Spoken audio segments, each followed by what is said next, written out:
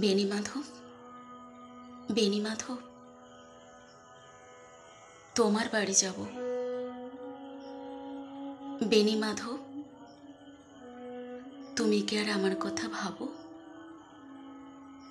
বেণীমাধব, মোহনবাসী তোমাল তরুমূলে বাজিয়েছিলে আমি তখন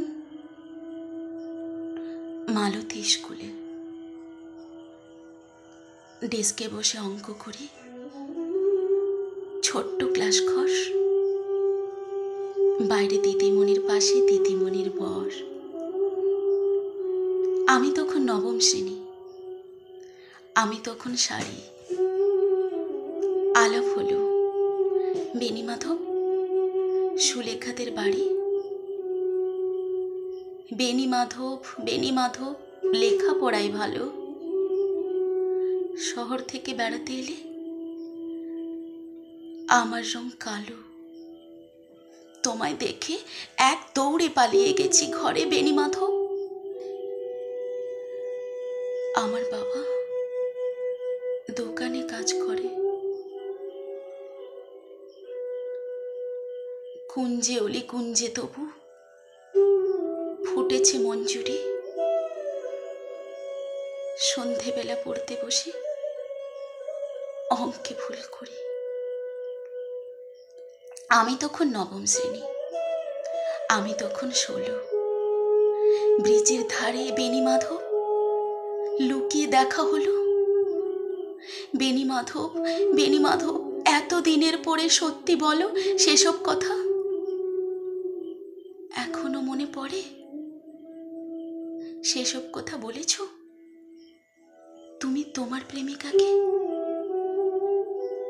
আমি কেবল একটি দিন তোমার পাশে তাকে দেখেছিলাম আলোর নিচে, অপূর্ব সে আলো স্বীকার করি। দুজনকে মানিয়েছিল ভালো। জুড়িয়ে দিল চোখ আমার, পুড়িয়ে দিল চোখ। বাড়িতে এসে বলেছিলাম ওদের ভালো হোক।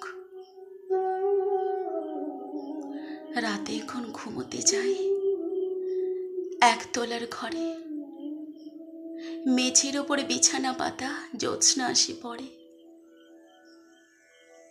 আমার পরে জীবন ছিল চোরা পথের বাঁকে মিলিয়ে গেছে।